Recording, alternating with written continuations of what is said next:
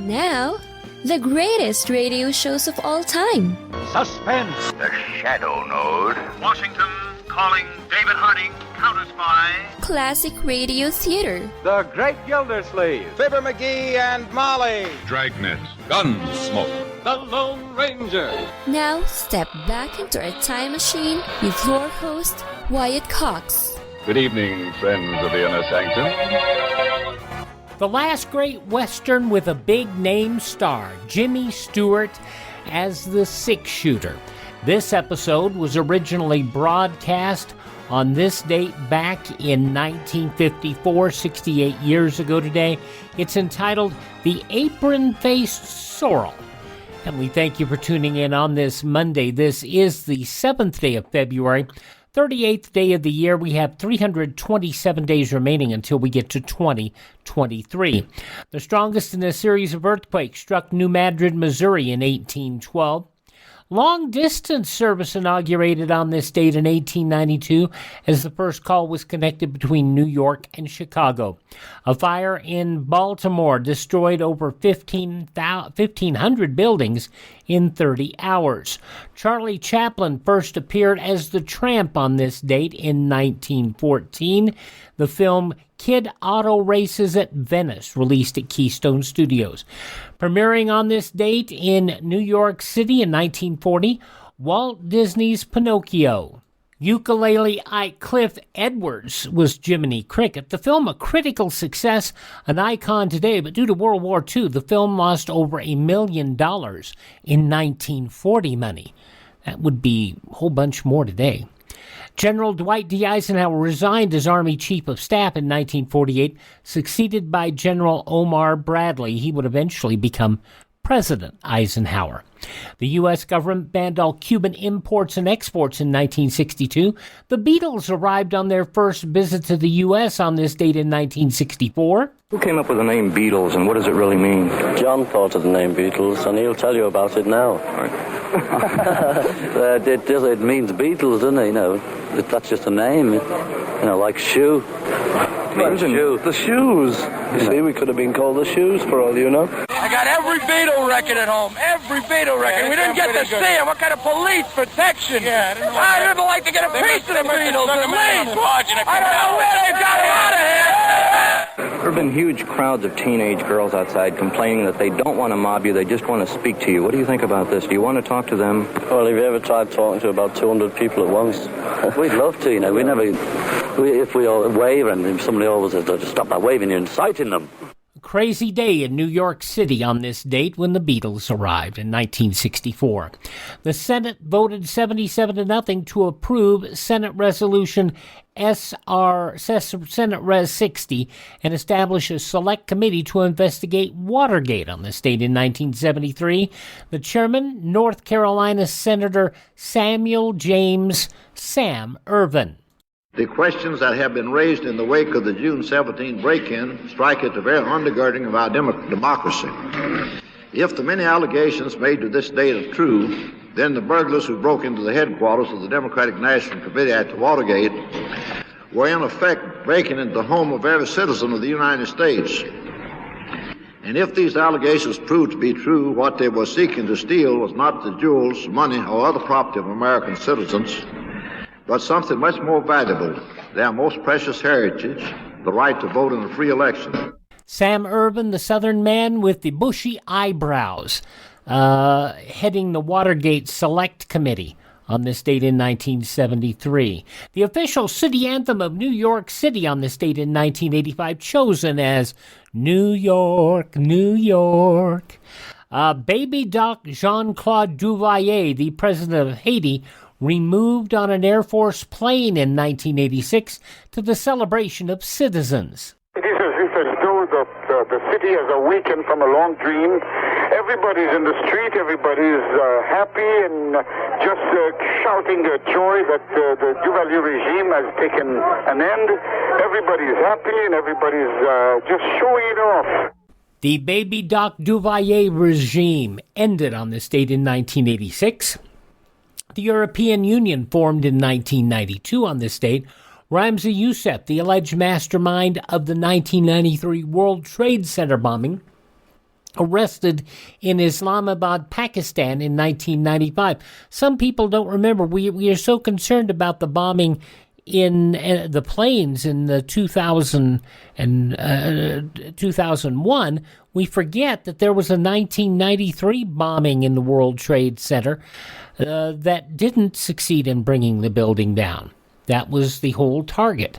And it was in 2013, Mississippi officially certified the 13th Amendment of the Constitution, becoming the last state to approve the abolishment of slavery. 13th Amendment formally ratified by Mississippi in 1995. And I have to tell you that a lot of constitutional amendments don't always get ratified once you get to the 75% of states necessary. Passing away on this date, Harvey Firestone, the tire guy, actor Nick Adams, the rebel, musician-actor Bobby Troup, magician Doug Henning, Dale Evans, the loving wife of Roy Rogers, Battlestar Galactica's Richard Hatch, actor Albert Finney, all passing away on this date in history. This is the birth date of the man in green, John Deere. Those John Deere tractors, yeah, there really was a John Deere. A novelist Charles Dickens, born on this date. Laura Ingalls Wilder, yes, Little House on the Prairie. Sinclair Lewis, the Nobel Prize laureate. Musician Eubie Blake. Swimmer, actor Buster Crabbe. Great swimmer, but he was also in the movies Tarzan and Flash Gordon and Buck Rogers, all. And then he did some television work, too. The syndicated series Captain Gallant of the Foreign Legion from 55 to 57. There you go. Let's see, who else on this date? Eddie Bracken, saxophonist King Curtis, and from RoboCop and NCIS LA, Miguel Ferrer. Actor James Spader is 62. Garth Brooks and his friends in Low Places. Garth Brooks, 60 today, as is British actor-comedian off the wall Eddie Izzard. Also another comedian off the wall, Chris Rock, 57 today. And Ashton Kutcher. I can never quite say his name the first time. It takes me twice. Ashton Kutcher, 44 years of age today. Though some of the people celebrating the 7th day of February is their birthday, if this happens to be your birthday... Hi, we're the Four Freshmen, and we just want to say... Happy birthday to you! From 68 years ago today, February 7th, 1954, Jimmy Stewart as the six-shooter. I'm Wyatt Cox, and thank you for tuning in on this Monday to Classic Radio Theater with Wyatt Cox. Are you suffering with arthritis or osteoporosis? Do you have diabetes? Did you know that these are just two of the hundreds of diseases that have seen improvement with Dr. Wallach's incredible longevity products? You can't get them at a health food store. The only way to get them is to call us at 800-214-0065. That's 800-214-0065. Do you have heart disease, fibromyalgia, or high blood pressure? Do you have a terrible time losing weight? Dr. Wallach can help. He was a veterinarian and cured diseases in animals. He felt that he could do the same for humans, so he became a physician. Over 50 years of research and helping people like you goes into every bottle of Dr. Wallach's amazing discoveries. Do you want to feel better? Learn how to treat the cause of your problem rather than covering up the symptoms with drugs. Call 800-214-0065. That's 800-214-0065. Get into this quick. February 7th, 1954, The Six-Shooter, starring Jimmy Stewart on Classic Radio Theater with Wyatt Cox. James Stewart as the Six-Shooter.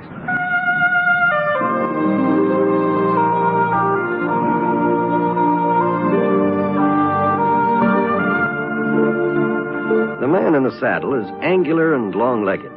His skin is sun-dyed brown. The gun in his holster is gray steel and rainbow mother of pearl. Its handle unmarked. People call them both the Six-Shooter.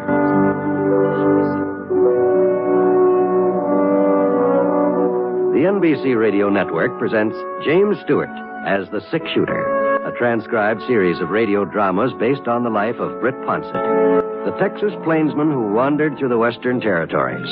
leaving behind a trail of still remembered legends.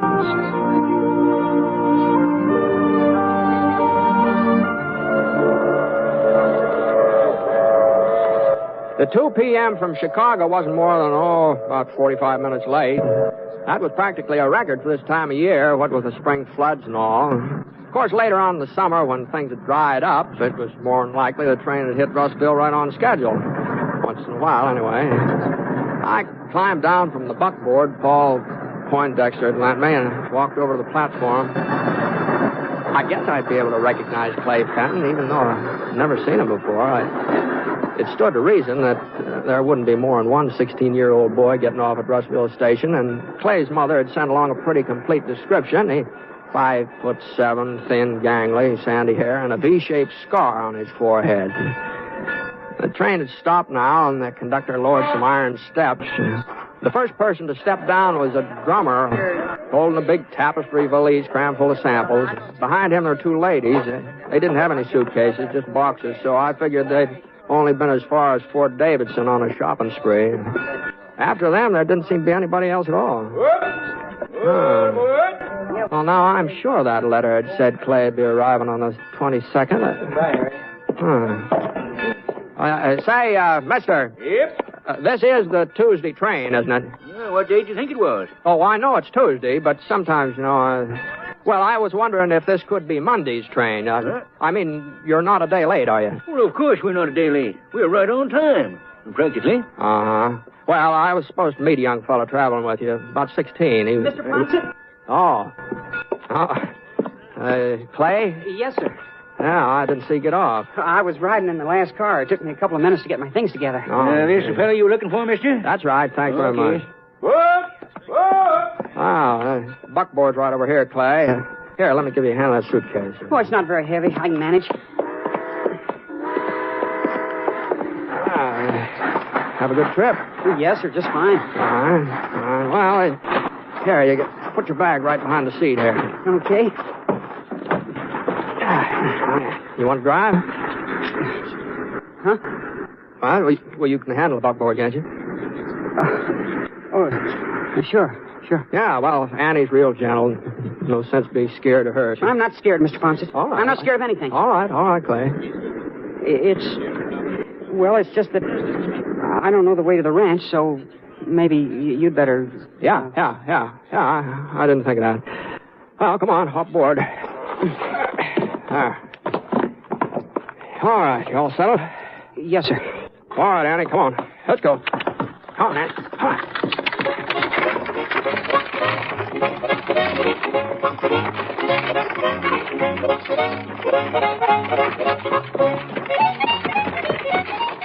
That's your first trip west, isn't it, Clay? That's right. Yeah. Come on, Annie. Come on now.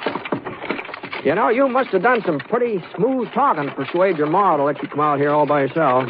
My coming was her idea, Mr. Ponson. Oh, I see. She thought, well, since I don't have any brothers and we've always lived in town, she thought maybe it would do me good to spend a summer on a ranch. I see. Of course, I was all for it, too. You were, huh? Oh, sure. Especially when I found out I was going to be staying with you. The other fellows, they sure were jealous when I told them I was going to be living with a six-shooter. Well, we all pick up nicknames out here, Clay. Something to answer to besides your own handle. It doesn't necessarily mean anything, you know. In your case, it means something, all right. No. Oh, Mom told me not to expect you to talk very much, especially about yourself. Yeah, I guess she knows you pretty well, Mr. Ponson. We used to be real good friends, your Ma and Pa and me. That was when they lived up in Dakota before you were born. Yes, sir. Come to think of it, you look like your Pa. Well, that's what people say, but I don't remember him. Funny, the only thing I can remember is sitting on his lap and playing with his watch chain. I remember that watch chain just as clear as day, but I just can't remember him. Wonder why that is. Oh, some things just stick with a person, I guess. Yeah. Is it a big ranch, Mr. Ponson, where we're going?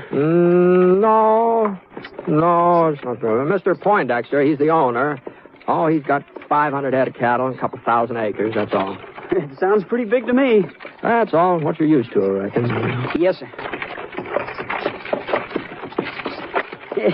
It sure was nice of Mr. Poindexter to let me move in with you. Oh, he was real pleased at the prospect of having an extra hand for the summer. There sure has been more than enough work for the three of us already. You mean there's only 3 people on the ranch? Well, there's 4 now, counting you. Oh, I thought there'd be a whole lot more than that. I thought there'd be 10 or 15 cowboys and a cook and some men to look after the horses and... Well, Saul Poindexter, he does the cooking himself, and Jeff takes care of the horses. Jeff? That's Mr. Poindexter's son, yeah. He must be about your age, Clay. Maybe a year or 2 older. Not as tall, though. Oh. Jeff will show you the ropes. He knows all about ranching. Oh? Oh, I expect there's plenty of things you can show him, too, about city life, I mean. Yes, sir. I expect so. Yeah, you'll probably have a real good time getting acquainted. Well, here's where we turn off. Easy on it. Easy enough. Easy enough.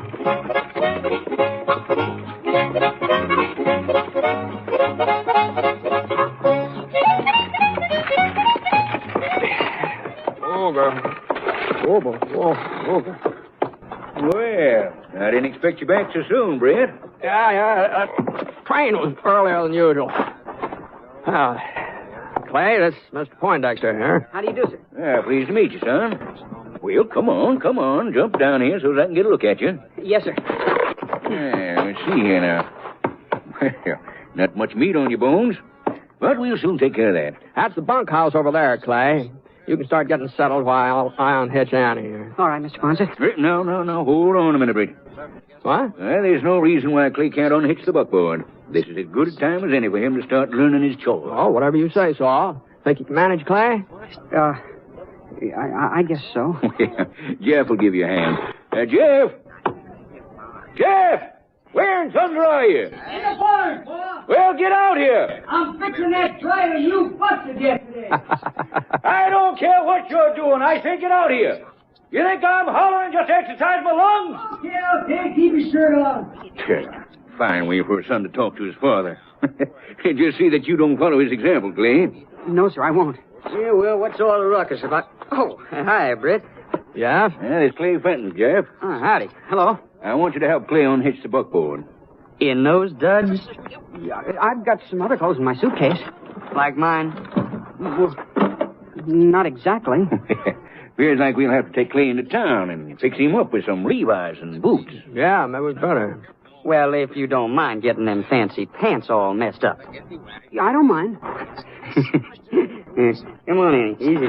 Clay, I'll put your suitcase in the bunkhouse. Thanks, Mr. Ponce. Seems like kind of the quiet type, Britt. Well, this is all pretty new to him, so... Yeah, well, he'll get used to it.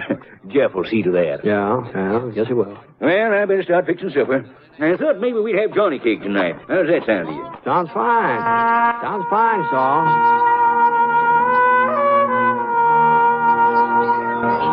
Well, I took Clay's things into the bunkhouse and emptied out part of a wooden footlocker so he'd have some storage space. Saul and Jeff lived up in the main house. There was room up there for me, too, but I always felt more comfortable in the bunkhouse. And besides the way Saul snored, holy smokes. Well, you could hear it all the way down here when the wind was right. I thought about unpacking Clay's suitcase, but then I decided maybe he'd rather do it himself. Now, Saul was right. Clay sure was a quiet type. A lot more like his mother and his father. Ted Fanton had been about as lively as they come. He's always laughing and cracking jokes. I never could figure out why he sold that general store and moved back east, but I suppose he had his reasons. Funny how a boy can grow up and be so different from his pa. A couple minutes later, I heard Jeff shout about something. All right, then prove it. Prove that they ain't no dude. All right, I will. You're scared around. I couldn't quite make out what Clay called back, but I sure could tell they weren't exactly hitting it off. Well, I didn't actually blame Jeff for not taking the Clay. Of course, in the city, it had been Jeff who'd been the misfit, but we weren't in the city now. Anyhow, I waited for Clay to come back into the bunkhouse, and when he didn't show up, I walked outside to see what had happened to him. He wasn't in sight, but there was something going on out in the corral behind the barn. Right on, cowboy. I got there just in time to see the Apron Faced Sorrel give a buck that sent young Clay flying clear over the corral fence. For a second, he didn't get up either. Britt, you see that? Clay. Hey, you all right? I guess so. Sure he's all right. Well, what the Sam hell are you trying to do? He said I was a dude, that I couldn't stay in the saddle. You put him up to riding that sorrel, Jeff? Nope, I gave him his pick of the ponies. Now, you know that sorrel's a high binder. You should have warned him. It ain't my fault if he can't tell a spooky horse when he sees one. It was his pick. Now, here, Clay, you think you can stand up? Yes, sir, I think so. Let's see. Doesn't seem to be anything broken. I guess I better change my trousers. They're all ripped up. You got nobody but yourself to blame, kid. I told you didn't know the first thing about riding a pony. You should have fessed up to it instead of making such a fool of yourself. I'll show you, Jeff. I'll show you I can ride. And I'll ride that sorrel, too. Just you wait and see. You'd almost think he meant it, wouldn't you, Britt? He means it. City dude. He don't even know which side to mount. Yeah. But that won't keep him from trying the sorrel again. Well, if he does, he'll just get himself tossed off. Yeah, maybe so.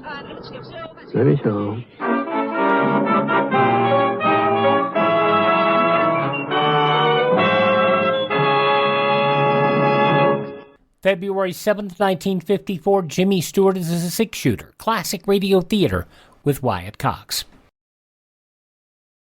Oh, come on, I hate you. You have no right to speak to me. You're stupid, you're evil.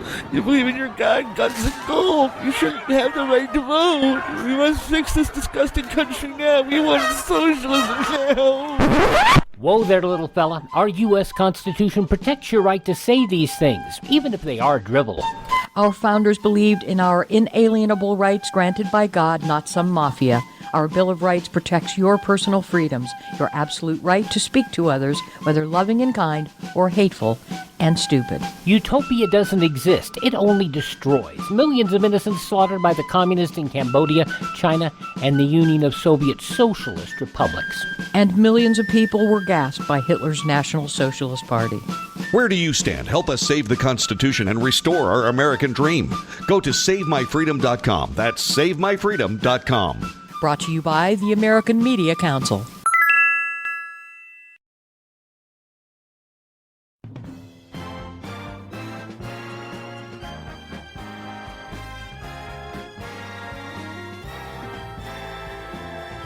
Thanks for tuning in to Classic Radio Theater with Wyatt Cox, an episode of The Six Shooter starring Jimmy Stewart. And I love this show just because of Jimmy's soft-smoking fashion. Not what you would expect from a big-time cowboy. Yeah, it was originally broadcast on Sunday, February 7th, 1954. In the newspapers of that Sunday, 68 years ago, these were some of the headlines. The House Un-American Activities Committee last night gave a clean bill of health to the overwhelming majority of American clergymen and teachers while deploring that a few are communists. In its annual report to Congress, the committee also declared that it has not conducted and does not intend to conduct any investigation of subversive infiltration of the clergy or religion. Similarly, it said, it has never probed into the curricula of any classroom or into classroom procedures or the teaching methods of an educator. However, it said that any individual who is a communist enjoys no immunity from investigation regardless of his rank or calling. It said that where it has determined that an individual clergyman is a communist, it has proceeded exactly as it would in the case of any other person so identified. East Germans in 5 cities marched in open defiance of communist authority last week, shouting demands for freedom. But the demonstrators were broken up by police riot squads, that according to the West Berlin newspaper Telegraph. The Telegraph reporting the rioting in Leipzig, Gera, Dresden, Halle, and Bitterfeld. Western sources reported the communists had moved a Soviet army division to the outskirts of Berlin yesterday and arrested 1,000 anti-communist leaders in an effort to halt the rumblings of a new zone-wide revolt. Shaken survivors from quake-stricken areas in Chiapas were reported arriving in the state's hospital last night with tales of death and destruction. The heavy shock wrecked 4 towns with population totaling more than 5,000, previous advice has said. Mexican officials in Mexico City had no definitive word on casualties from the remote area near the border with Guatemala, but a fresh dispatch to the newspaper Excelsior from Chiapas's capital said reports from the disaster zone indicated the destruction may range higher than originally feared. Soviet Russia ignored 3 compromise feelers by the West on German unification yesterday, but refused to let the Berlin Conference shelve this deadlock question to take up the Austrian Independence Treaty.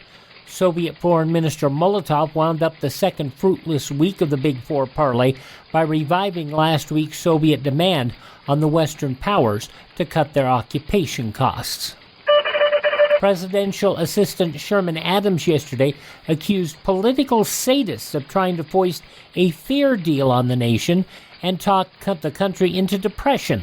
President Eisenhower's right-hand man laid down the charge before Republican leaders from all states. Adams said the administration has been sizing up its opposition and what, quoting, we might call the fear deal. Adams defining it as the fear that the budget won't be balanced, that we haven't got the ingenuity or the determination to do it, the fear that the word honest economy is something that is inimical to the best interests of the American people, the fear of depression, fear of this government not being able to cope with whatever problems confront the people of this country. Senator Bricker, the Republican of Ohio, said yesterday the Senate will have to vote up or down his new proposal for limiting treaty-making powers before he'll be willing to talk further about a compromise. Bricker announced he was going to Florida for his first vacation in 5 years, while the Senate marks time next week and other Republicans address Lincoln Day dinners across the nation. Russian horticulturalists claim to have developed a flower with the ability to follow the party line. The Soviet news agency TASS said a new rose changes color several times a week, turning from white to pink and then to yellow, light brown, and finally red. And those some of the day's top news stories as reported in the newspapers of Sunday, February 7th, 1954, on your radio, The Six-Shooter with James Stewart. The conclusion next on this Monday edition of Classic Radio Theater with Wyatt Cox. You know, I've told y'all how much my feet hurt from time to time, and I've also told you how much I enjoy getting to work because right here under my desk I have a pair of my slippers. Mike Lindell's new invention with patented fill, the My Pillow fill that, he works in the pillow so well, comfort memory foam, patented impact gel, and it has an indoor-outdoor sole for all-day use. Right now, they are on sale. If you go to mypillow.com, click on the radio listener square, you will see My Pillow slippers at 50% off, but only for a limited time. Plus, you'll get Mike's softcover book, What Are the Odds? From Crack Addict to CEO. Go to mypillow.com, click on the radio listener square, use my promo code USA, or call 1-800-951-8175. Use my promo code USA. Savings on overstock items too at mypillow.com. Tuesday's Classic Radio Theater will have an episode of Mr. District Attorney starring David Bryan from 69 years ago, February 8, 1953, in the case of death by adoption. A used car dealer blackmailed and then murdered by the blackmailer, the father of his adopted daughter. That's on Tuesday's Classic Radio Theater. By the way, a shout out, because I know we're on today in Boston on 1200 AM. I want to send a shout out to our friend Jimmy in Boston, who is the president of the Marie Wilson Fan Club. Sent me a wonderful piece, and you'll see it on our Facebook pages, a piece regarding one of my favorite performers of the 50s, and the satirist Stan Freberg. And if you go to our Facebook page, you can find that there. The links to our Facebook page is over on classicradio.stream. Now the conclusion of The Six-Shooter starring Jimmy Stewart, February 7th, 1954, 68 years ago today.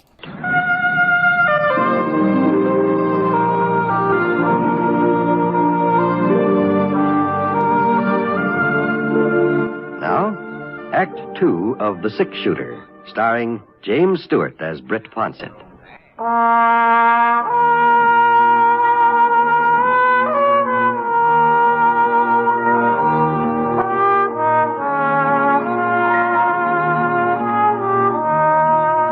Well, Clay changed his clothes and we all had supper. Nobody said much while we were eating, and nobody mentioned the sorrel again. I figured it was just as well to let the subject drop for the time being. And as soon as the dishes were washed, Clay and I headed for the bunkhouse. It was only 7:30, and that was half an hour before my usual bedtime, but Clay seemed pretty tired, so we turned in. I guess I must have been kind of tired myself, huh? Anyway, the first thing I knew, I dropped off.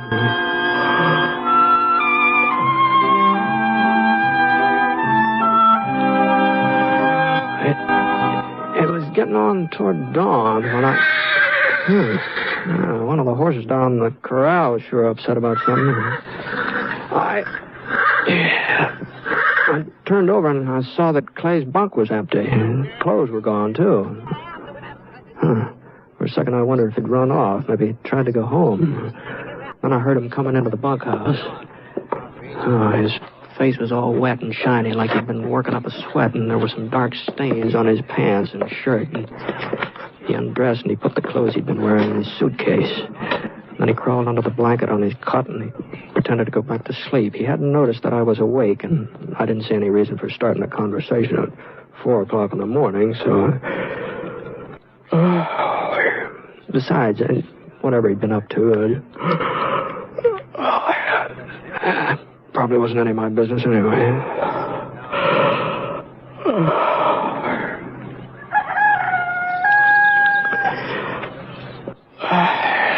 It must have been a good hour later. I woke up again. I was dousing my face in a bowl of cold water and washed the sleep away.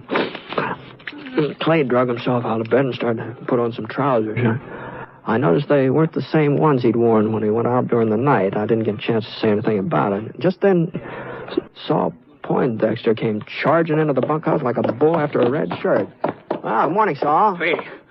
Clay, I want to talk to you. Why, yes, sir. What's the matter, Saul? I just been down to the corral. That Apron Faced Sorrel has been whipped half to death. What? His flanks are cut to shreds. It's a wonder he can even stand up. Well, now, maybe he got caught in some barbed wire. I found the bullwhip beside the fence. It's caked up with blood. Well, do you know anything about this, Clay? No. No, sir, not a thing. You're lying, you little... Now, Saul. Jeff told me about how the sorrel threw Clay yesterday. You knew about it, Britt. You were there. Yeah, I was there. Well? I didn't do it, Mr. Ponsett. If you didn't, who did? Me or Jeff or Britt? I don't know. Well, maybe if you were whipped the way that pony was, maybe then you'd tell the truth, you little... Now, easy, Saul. Easy now. Get him out of here, Britt. Send him back home. Send him anywhere. But get him off my ranch. You didn't whip that pony, Clay? I told you I didn't. Yeah, that's what you told me. Why don't you believe me then? Just because I'm a stranger, because I'm different from the rest of you, why do you have to pick on me? Well, there's one way to find out whether you're telling the truth or not. What do you mean? You said you'd ride that sorrel again. You said you'd show Jeff that you could ride him, huh? No, I would, too, if they'd let me. Well, I'll let you. Huh? But I sure hope for your sake you didn't whip that horse last night. What difference would it make? Well, horses are pretty smart animals. And when somebody's mean to them, they don't forget it. And they can be mean, too. That sorrel, especially. Oh? The person who beat him ever tried to climb on that pony's back. Well, but as long as you weren't the one, well, you haven't got anything to worry about, have you? Come on, now. Let's go out the corral, huh?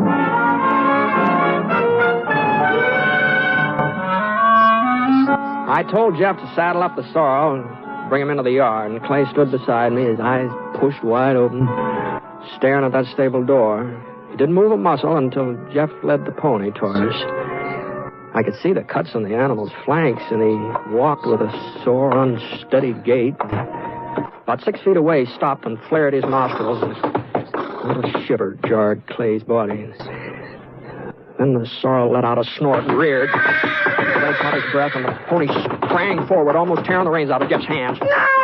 Clay darted out of the way as fast as his legs could carry him. He ducked under the fence and kept running. Well, you satisfied, Britt? You believe he done it? I was pretty certain of it all along, so... Well, then why'd we have to go through all this rigmarole? At least he won't have any reason to go on lying from now on. That's something. I sure wish I could figure out what got into him last night. He's mean. That's what got into him. Mean, clean through. Well, kids aren't usually mean to animals, so... Your friend Clay Fanton is. Take another look at my pony there, if there's any doubt in your mind.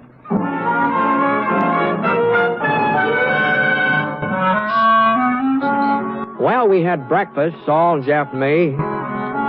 Then we did the morning chores. I hoped that Clay would come back of his own accord and face up to what he'd done, but by 10 o'clock, it looked like somebody'd have to go after him, so I saddled up Scar and started off.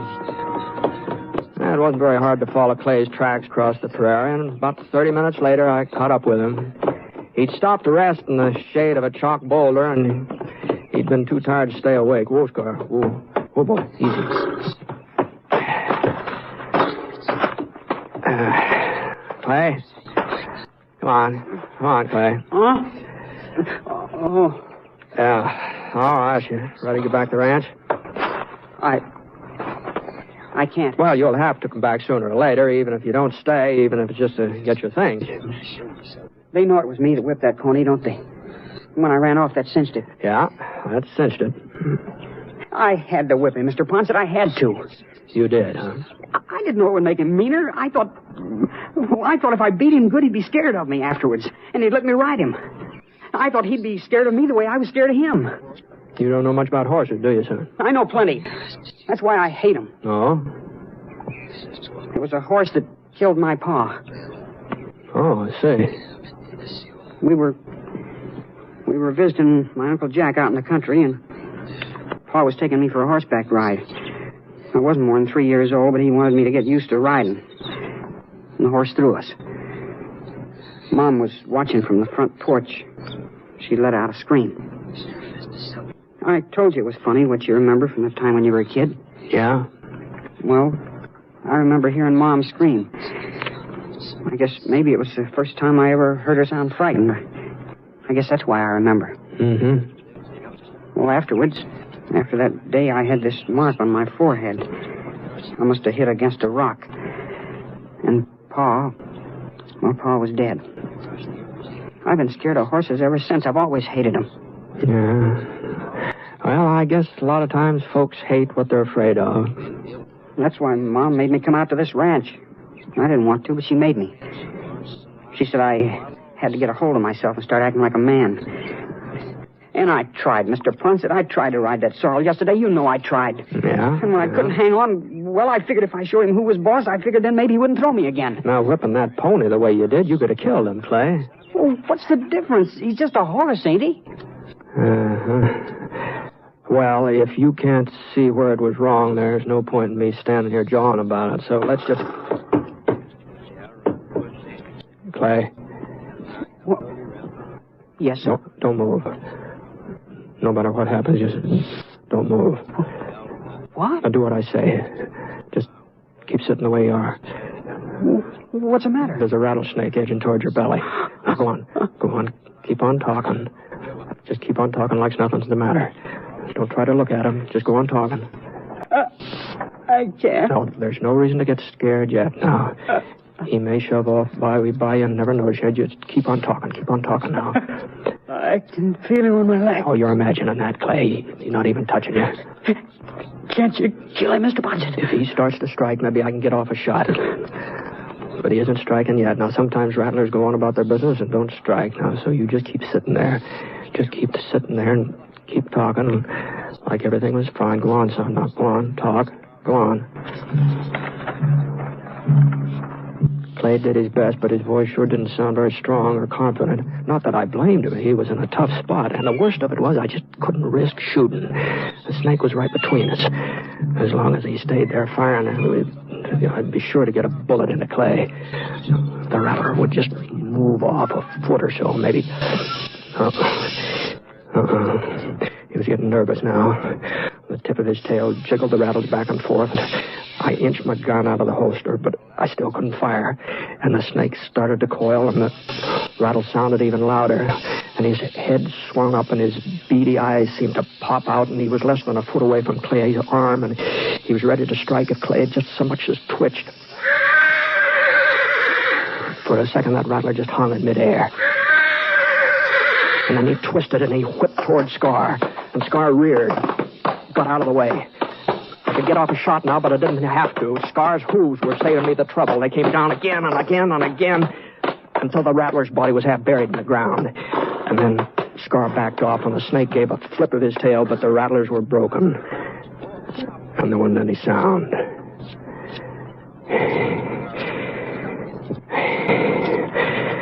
All right, Clay. Let's go. Mr. Ponset? Yeah? Why'd he do it? What? Your horse.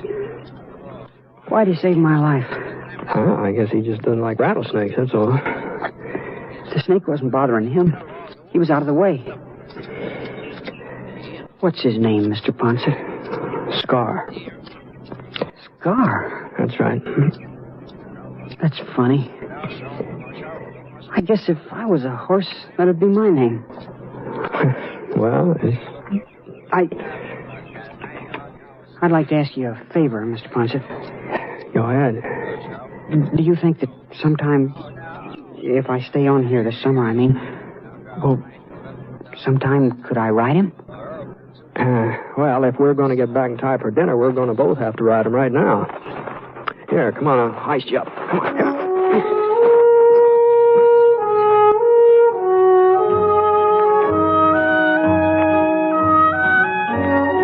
It wasn't easy for Clay the next few weeks, especially since Saul Poindexter said if Clay was going to stay on, he'd have to look after that sorrel. Pretty smart old man, Saul. Took time, lots of time.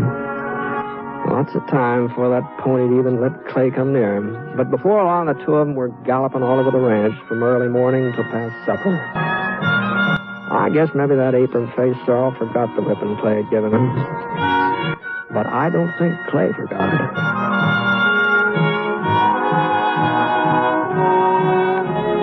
The Six Shooter is a transcribed NBC Radio Network production in association with Review Productions.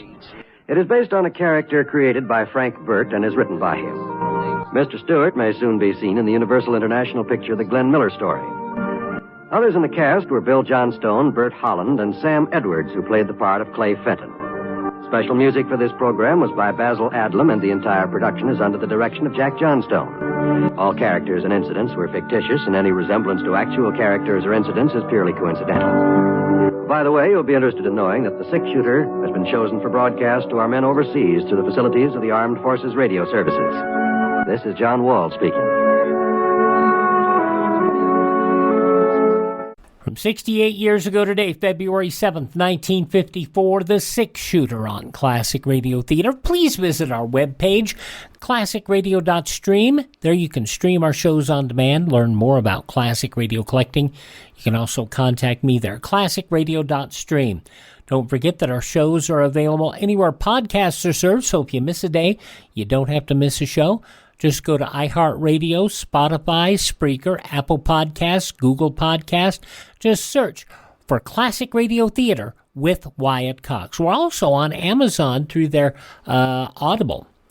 I'm Wyatt Cox. Have a great day. Thank this station. Support their advertisers. Tell your friends the great radio shows are right here at this spot on the dial. Classic Radio Theater with Wyatt Cox on your favorite radio station.